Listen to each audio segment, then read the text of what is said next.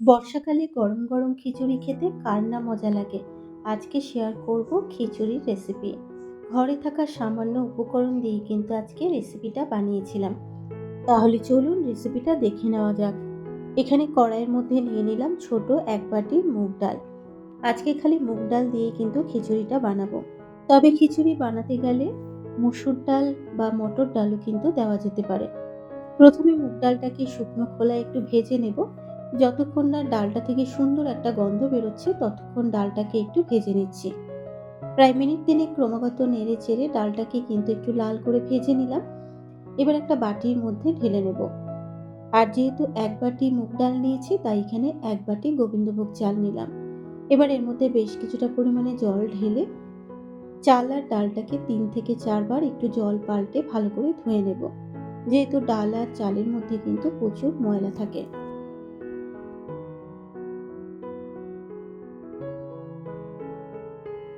ডাল আর চালটাকে ভালো করে ধুয়ে নেবার পর এবার প্রথমে সেদ্ধ করে নেব। কড়াইয়ের মধ্যে পরিমাণ মতো জল দিয়ে ডাল আর চালটাকে কড়াইয়ের মধ্যে ঢেলে দিয়েছি। আর পরে যদি জলের প্রয়োজন হয় পরে কিন্তু গরম জল অ্যাড করব। এবার এর মধ্যে দিয়ে দেবো স্বাদ মতো নুন আর দিয়ে দেবো হাফ চা চামচ হলুদ গুঁড়ো। আর এখানে দিয়ে দিচ্ছি 4টে কাঁচা লঙ্কা। এখানে কাঁচা লঙ্কাগুলোকে চিড়ে দিলাম না, গোটাই দিলাম। এবারে নুন, হলুদ গুঁড়ো, কাঁচা লঙ্কাটা খুব ভালো করে মিশিয়ে নেব। মিনিট ৩ পরে দেখাচ্ছি ডাল আর চালটা কিন্তু ফুটে এসেছে। এবারে ডাল আর চালটা সেদ্ধ হতে হতে খিচুড়ি দিয়ে খাওয়ার জন্য এখানে পটল, বেগুন আর কুমড়োটাকে ভেজে নিচ্ছি। আজকে আর কোনো লাবড়ার তরকারি করছি না, আজকে কিন্তু ভাজা দিয়ে খিচুড়িটা খাওয়া হবে। আর খাওয়ার আগে একটু পাঁপড় ভেজে নেব।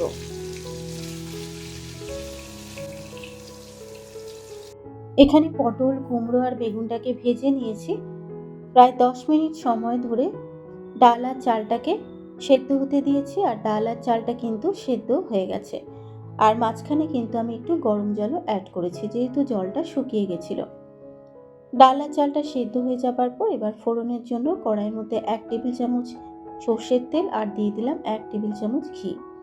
এবার এর মধ্যে দিয়ে দিলাম ৩টে শুকনো লঙ্কা একটু ফাটিয়ে দিলাম, তেজপাতা আর হাফ চা চামচ গোটা জিরে ফোড়ন দিলাম। এবার ফোড়নটাকে খুব ভালো করে একটু ভেজে নেব।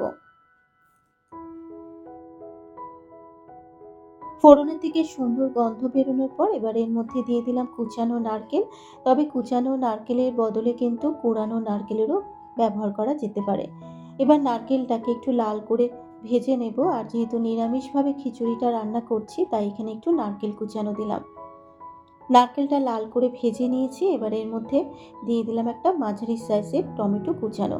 এবার টমেটোটাকে একটু ভেজে নিচ্ছি যতক্ষণ না টমেটোটা একটু নরম হয়ে যাচ্ছে।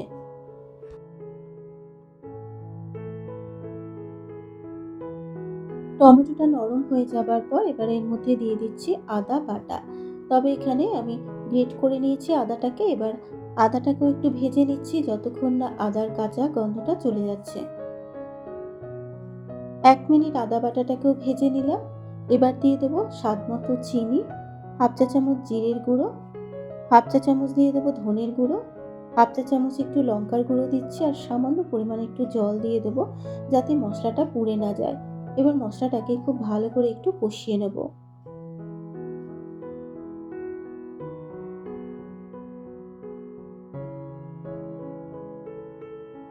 মশলাটা কষিয়ে নেবার পর এবার খিচুড়ির মধ্যে ফোড়নটাকে ঢেলে দেব। ফোড়নটা ঢেলে দিয়েছি। এবার খিচুড়ির সাথে ফোড়নটাকে একটু মিশিয়ে নেব।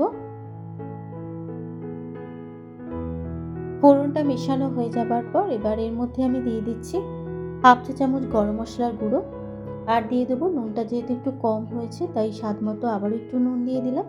এবার গরম মশলার গুঁড়ো আর নুনটা খুব ভালো করে মিশিয়ে নিলেই তৈরি হয়ে যাবে বৃষ্টির দিনে খাওয়ার জন্য গরম গরম খিচুড়ি।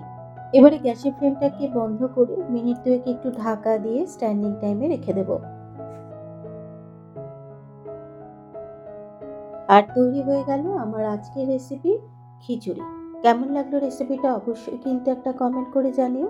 তাহলে চলো এখনকার মতো টাটা।